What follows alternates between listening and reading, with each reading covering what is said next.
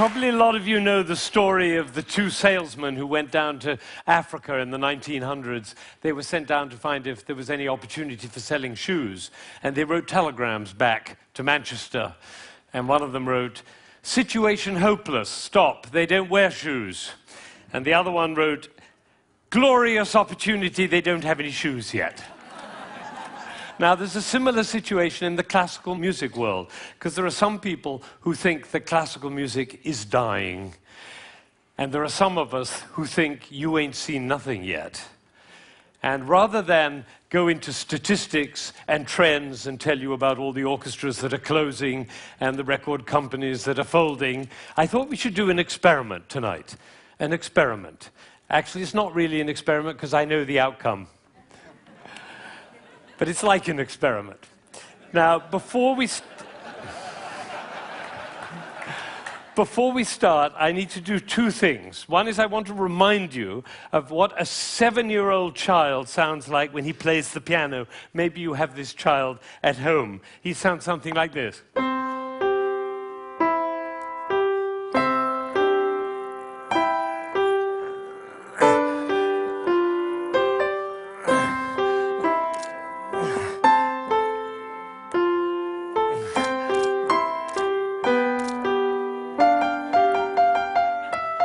I see some of you recognize this child.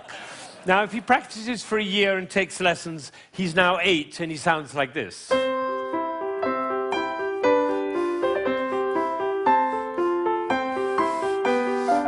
then he practices for another year and takes lessons, now he's 9.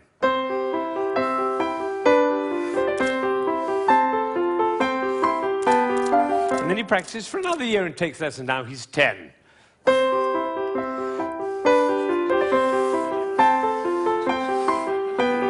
At that point, they usually give up. Now, if he'd waited for one more year, you would have heard this.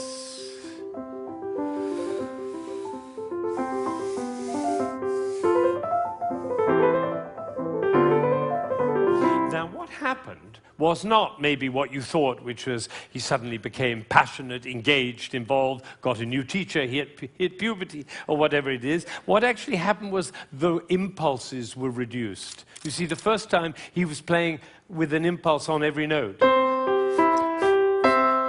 And the second, with an impulse every other note. You can see it by looking at my head. The 9-year-old put an impulse on every 4 notes. And the 10-year-old on every 8 notes. And the 11-year-old one impulse on the whole phrase. I don't know how we got into this position. I didn't say I'm going to move my shoulder over, move my body. No, the music pushed me over, which is why I call it one buttock playing. Can be the other buttock. You know, a gentleman was once watching a presentation I was doing, and I was working with a young pianist. He was the president of a corporation in Ohio. And I was working with this young pianist, and I said, "The trouble with you is you're a 2-buttock player. You should be a 1-buttock player." And I moved his body like that while he was playing. Suddenly the music took off. Took flight. There was a gasp in the audience when they heard the difference. And then I got a letter from this gentleman. He said, "I was so moved, I went back and I transformed my entire company into a 1-buttock company." Now, the other thing I want to do is to tell you about you. There are 1,600 people, I believe. My estimation is that probably 45 of you are absolutely passionate about classical music. You adore classical music. Your FM is always on that classical dial, and you have CDs in your car, and you go to the symphony, and your children are playing instruments. You can't imagine your life without classical music. That's the first group. It's quite a small group. Then there's another group, bigger group. These are the people who don't mind classical music. You know, you come home from a long day and you take a glass of wine and you put your feet up, a little Vivaldi in the background doesn't do any harm. Right? That's the second group. Now comes the third group. These are the people who never listen to classical music. It's just simply not part of your life. You might hear it like secondhand smoke at the airport, but and maybe a little bit of a march from Aida when you come into the hall, but otherwise you never hear it. That's probably the largest group of all. And then there's a very small group. These are the people who think they're tone deaf. amazing number of people think they're tone deaf. Actually, I hear a lot, my husband is tone deaf. Actually, you cannot be tone deaf. Nobody is tone deaf. If you were tone deaf, you couldn't change the gears on your car in a stick-shift car. You couldn't tell the difference between somebody from Texas and somebody from Rome. And the telephone. If your mother calls on their miserable telephone, she calls and says hello. You not only know who it is, you know what mood she's in. You have a fantastic ear. Everybody has a fantastic ear. So nobody is tone deaf. But I tell you what, it doesn't work for me to go on with this thing with such a wide gulf between those who understand, love, and passionate about classical music and those who have no relationship to it at all. The tone-deaf people, they're no longer here. But even between those three categories, it's too wide a gulf. So I'm not going to go on until every single person in this room, downstairs and in Aspen, and everybody else looking, will come to love and understand classical music. So that's what we're going to do. Now, you notice that there is not the slightest doubt in my mind that this is going to work, if you look at my face, right? It's one of the characteristics of a leader that he not doubt for one moment the capacity of the people he's leading to realize whatever he's dreaming. Imagine if Martin Luther King had said, "I have a dream." Of course, I'm not sure they'll be up to it. All right, so I'm going to take a piece of Chopin. This is a beautiful prelude by Chopin. Some of you will know it.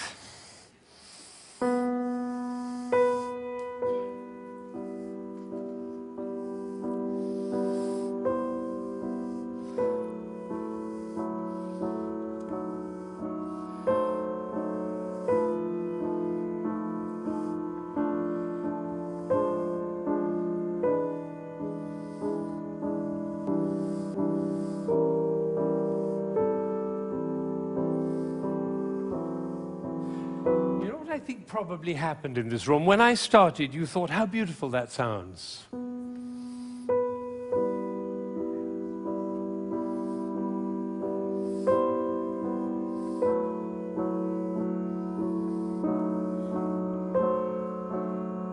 I don't think we should go to the same place for our summer holidays next year.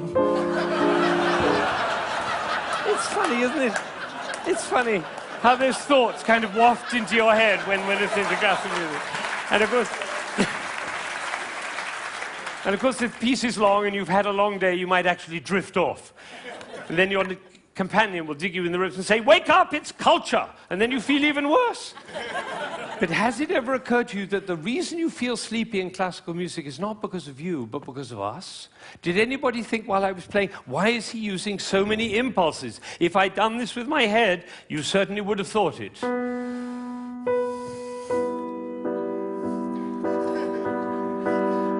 And for the rest of your life, every time you hear classical music, you'll always be able to know if you hear those impulses.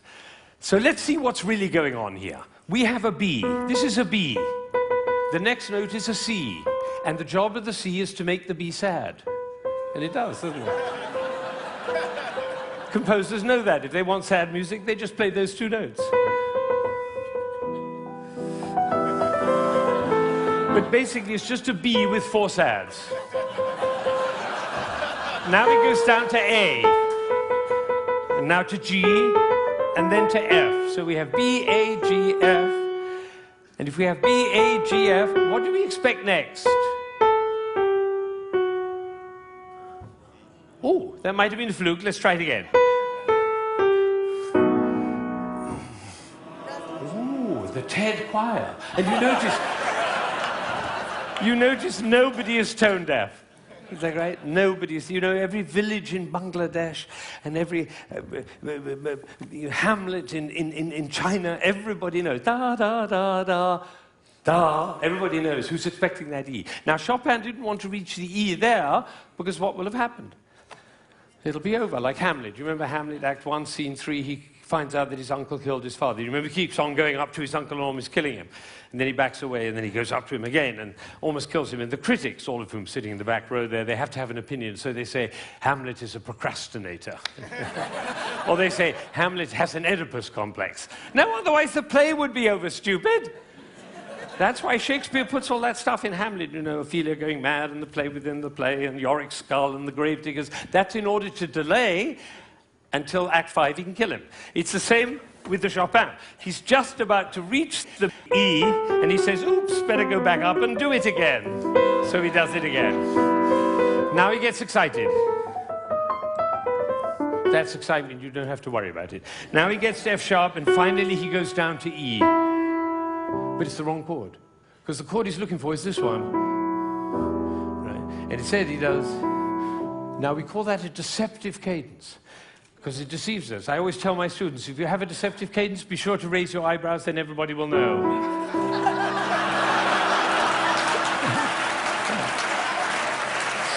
All right. So he gets to E, but it's the wrong chord. Now he tries E again. That chord doesn't work. Now he tries E again. That chord doesn't work. Now he tries E again. That doesn't work. And then finally, there was a gentleman in the front row who went, like that. It was the same gesture he makes when he comes home after a long day, turns off the key in his car and says, I'm home. Because we all know where home is. So this is a piece which goes from away to home. And I'm going to play it all the way through, and you're going to follow. B, C, B, C, B, C, B, D, down to A, down to G, down to F, almost goes to E, but otherwise the play would be over. Goes back up to B, gets very excited, goes to F sharp, goes to E, it's the wrong chord, it's the wrong chord, it's the wrong chord, and finally goes to E, and it's home. And what you're going to see is one buttock playing. Because for me to join the B to the E, I have to stop thinking about every single note along the way and start thinking about the long, long line from B to E. Right? You know, we were just in South Africa, and you can't go to South Africa without thinking of Mandela in jail for 27 years.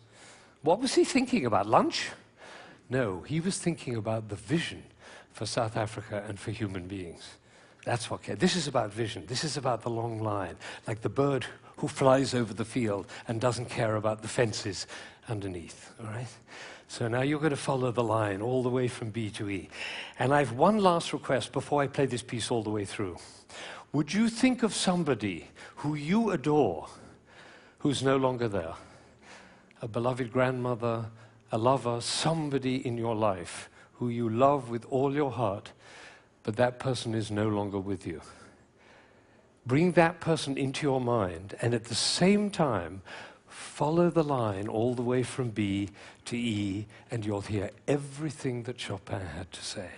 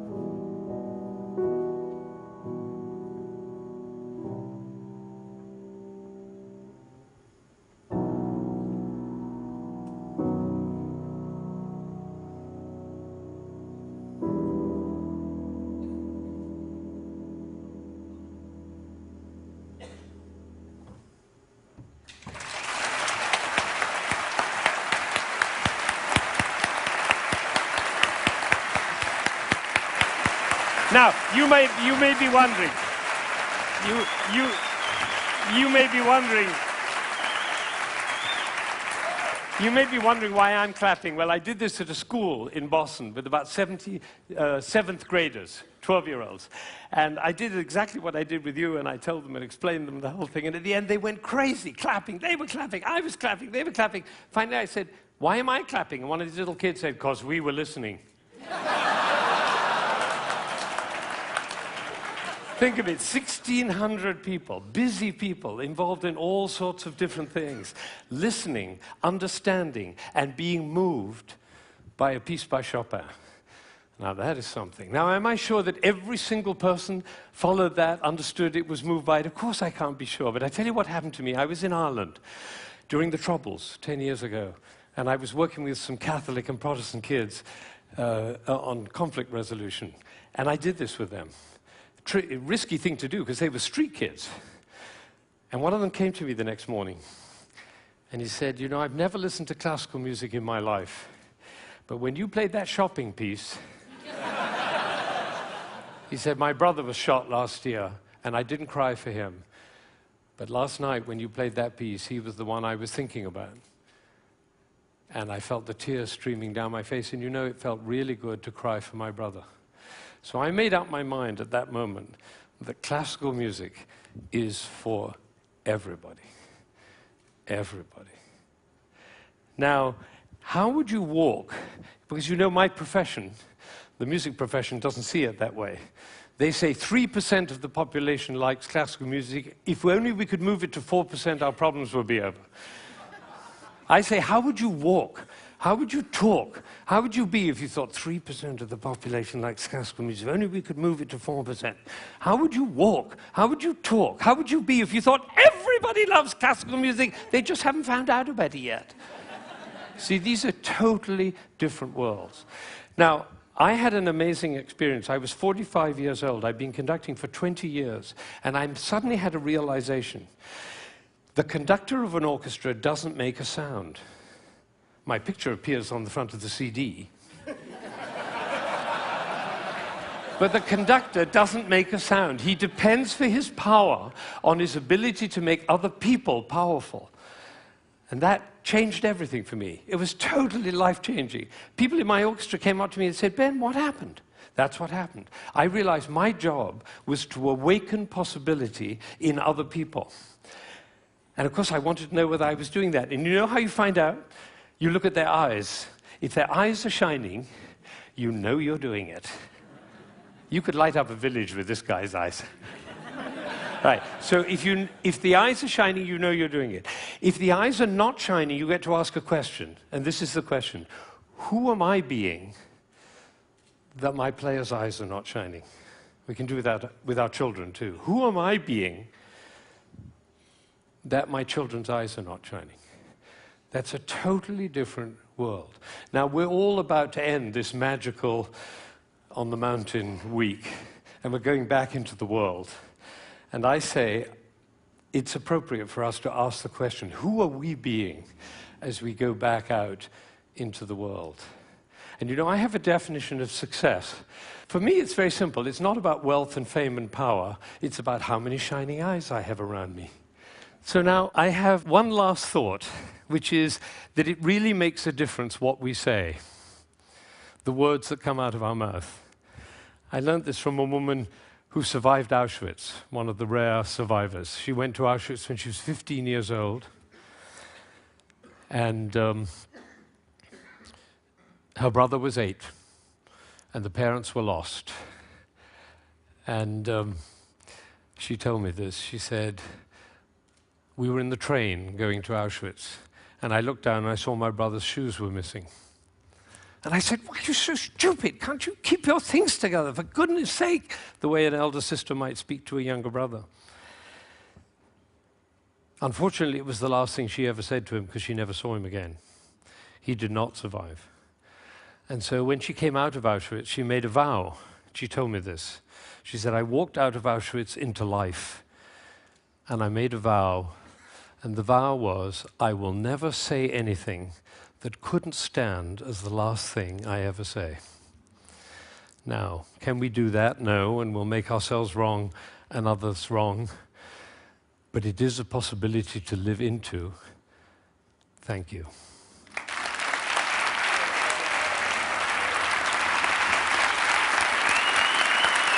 Shining eyes. Shining eyes.